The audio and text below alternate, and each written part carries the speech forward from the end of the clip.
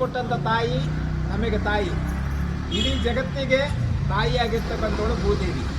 ಮೊದಲು ನಾವು ಭೂದೇವಿಗೆ ಯಾರೂ ನಮಸ್ಕಾರ ಮಾಡೋದೇ ಇಲ್ಲ. ಯಾರು ಶಾಸ್ತ್ರ ಹೇಳೋರು ಕಂಡ್ರೆ ಅಥವಾ ಯಾರು ತಿಳಿದವ್ರು ಹೇಳಿದ್ರೆ ಮಾತ್ರ ನಾವು ಈ ಭೂದೇವಿ ಪೂಜೆ ಮಾಡ್ತೀವಿ.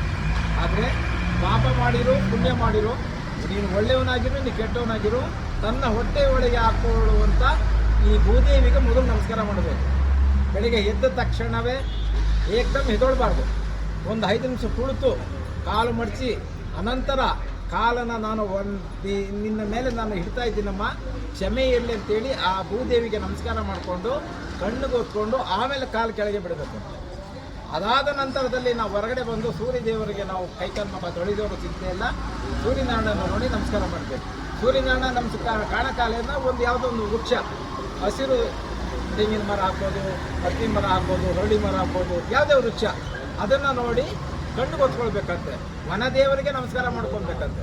ವನದೇವರಿಗೆ ನಮಸ್ಕಾರ ಮಾಡಿಕೊಂಡು ಬೆಳಗಿನ ಜಾವ ಬ್ರಾಹ್ಮಿ ಮುಹೂರ್ತದಲ್ಲಿ ಅಣುರೇಣು ತೃಣಕಾಷ್ಟದಲ್ಲೂ ರಕ್ಷಣೆ ಮಾಡುವಂಥ ಪ್ರಾಣಿ ಪಕ್ಷಿಗಳು 3 ಗಂಟೆಗೆ ಕಿಚಕಿಚ ಕಿಚಕಿಚ ಅಂತ ಮೊದಲು ಶಬ್ದ ಮಾಡುತ್ತೆ. ಮೊದಲು ದೇವರ ಆರಾಧನೆ ಮಾಡೋದು ಈ ಪ್ರಾಣಿ ಪಕ್ಷಿಗಳೇನೆ, ಅನಂತರದಲ್ಲಿ ಮಾಡೋದಿಲ್ಲ. ಅದನ್ನು ನೋಡಿ ನಾವು ಮನುಷ್ಯರು ನಾವು ಇನ್ನೂ ಕಲ್ತಿಲ್ಲ, ನಾವು ಕಲಿಯೋದು ಇಲ್ಲ ನಾವು.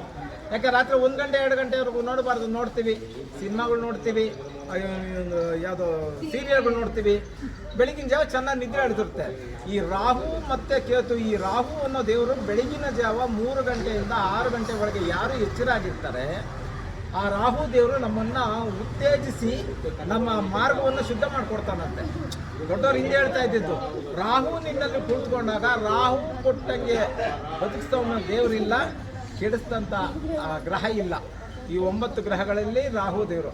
ಹಾಗೆ ನೀವು ಬೆಳಗಿನ ಜಾವ ಯಾರು ಎದ್ದೊಳ್ತೀರಾ ಆ ರಾಹು ಎಚ್ಚರಾಗಿ ನೀವು ಯಾರು ಪೂಜೆ ಸುರಿಯೋದಕ್ಕೆ ಮುಂಚೆ ಎದ್ದು ಸ್ನಾನ ಸಂಧ್ಯಾ ವಂದನೆ ಮಾಡಿಕೊಂಡು ಅಥವಾ ನಿಮ್ಮ ಕೆಲಸ ಕಾರ್ಯಗಳಲ್ಲಿ ತೊಡಗುತ್ತೀರಾ ಅವರಿಗೆ ಆರೋಗ್ಯ ಮೊದಲು ಕೊಡ್ತಾನಂತೆ. ಯಾರು ಈ ರಾಹು ದೇವರು ಆರೋಗ್ಯ ಕೊಟ್ಟು ಆ ಸಂದರ್ಭದಲ್ಲಿ ಒಂದು 5 ನಿಮಿಷ 10 ನಿಮಿಷ ಯಾರು ಧ್ಯಾನ ಮಾಡ್ತಾರೆ ಅವರಲ್ಲಿ ಸ್ಫೂರ್ತಿಯಾಗಿ ನಿಲ್ತಾನಂತೆ, ಅವರಿಗೆ ಉತ್ತೇಜನ ಕೊಡ್ತಾನಂತೆ. ಮತ್ತು ಹೊರಗಡೆ ಹೋದಾಗ ನಮ್ಮ ಹಿಂದೆ ನಿಂತಿರ್ತಾನಂತೆ. ನಾವೇನು ಮಾಡ್ತೀವಿ, ಸೂರ್ಯ ಉದಯ ಆದರೂ ಕಾಲಿಟ್ಕೊಂಡು ಮಲಗಿರ್ತೀವಿ, ಸೂರ್ಯ ಉದಯ ಆದ್ರೂ ನಾವು ಎತ್ತರೋದಿಲ್ಲ. ನಾವು ಹೇಗೆ ಮಲಗ್ತೀವೋ ನಾವು ಹೇಗೆ ಕೊಟ್ಕೊಂಡು ಹಾಗೆ ನಮ್ಮನ್ನು ಮಟ್ಟ ಮಾಡ್ತಾನೆ ಅಂತ ದೊಡ್ಡವರು ಹೇಳ್ತಾರೆ.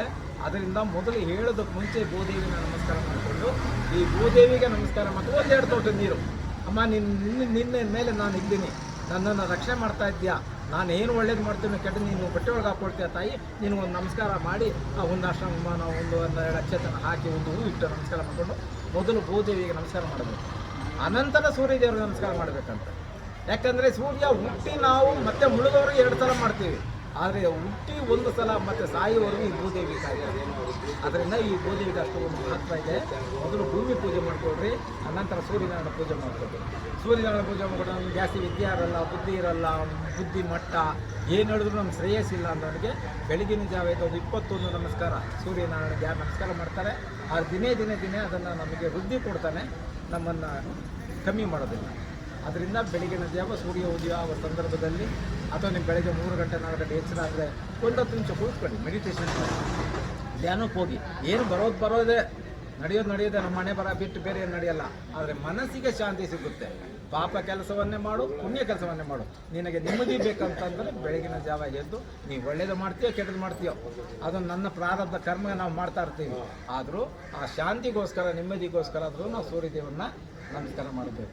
ಆಮೇಲೆ ವನದುರ್ಗ, ಆಮೇಲೆ ಅಷ್ಟದಿಕ್ಪಾಲಕರು, ವೃಕ್ಷ ದೇವರು, ಇವರಿಗೆಲ್ಲ ನಮಸ್ಕಾರ ಮಾಡಿಕೊಂಡು ಸ್ವಾಮಿ ಜೀವ ಇದೆ, ಒಳಗಡೆ ಜೀವಾತ್ಮ ಇದ್ದಾನೆ, ಒಳಗೆ ಹೋಗೋದಾನೆ ಮತ್ತು ಹೊರಗೆ ಬರೋದು ಗೊತ್ತಿಲ್ಲ, ಆದರೂ ನೀನು ರಕ್ಷಣೆ ಮಾಡೋ ಕಾಲದಲ್ಲಿ ದೇಹದಲ್ಲಿರೋ ಪರಮಾತ್ಮನಿಗೆ ನಮಸ್ಕಾರ ಮಾಡಬೇಕು ಅಂತ ಹೇಳಿ ಈಗ ಅರ್ಶಿನ ಕುಂಕುಮ ಮತ್ತು ಎಲೆ ಬಪ್ಪ ತ್ರಿಮೂರ್ತಿ ಅದು ಹೇಳ್ತೀನಿ. ಬರೀ ಕಣ್ಣು ಒಂದೇ ಅಲ್ಲ, ಅದರ ರಶ್ಮಿ ನಮ್ಮ ಮೈ ಮೇಲೆ ತುಂಬ ಕಾಯಿಲೆ ಬಿದ್ದಿರೋ ಮನುಷ್ಯನಿಗೆ ಆ ಸೂರ್ಯ ಕಿರಣಗಳು ಬಿಡುತ್ತಲ್ಲ, ಆ ಸೂರ್ಯನ ಕಿರಣ ಬಿಡುತ್ತಲ್ಲ, ಆ ಸೂರ್ಯನ ಕಿರಣ ಬಿದ್ದು ಕಾಯಿಲೆ ನಿಮಗೆ ಬರೀ ಕಣ್ಣು ಒಂದೇ ಅಲ್ಲ, ಮೈ ಮೇಲೆ ನಮಗೆ ಎನರ್ಜಿ ನೆಗೆಟಿವ್ ಹೋಗಿ ಮತ್ತು ಪಾಸಿಟಿವ್ ಹಾಕಿ ಕೊಡಮ್ಮ. 4-5 ಜನ ಕೊಡಿ ಅಷ್ಟಮ್ಮ. ಓದಿ ನಮಸ್ಕಾರ 2 ಹೂವು ಇಡಿ, ಉತ್ಪತ್ತಿ ಇಡ್ತೀವಿ, ಒಂದು ತಪ್ಪು ಅಣಿಸಿ, ಕೆಂಪು ಹೂವು ತ್ರಿಮೂರ್ತಿ 2 ಹೂವು ಕೊಡಪ್ಪ. ಊದುಬತ್ತಿ ಕರ್ಕೊಡು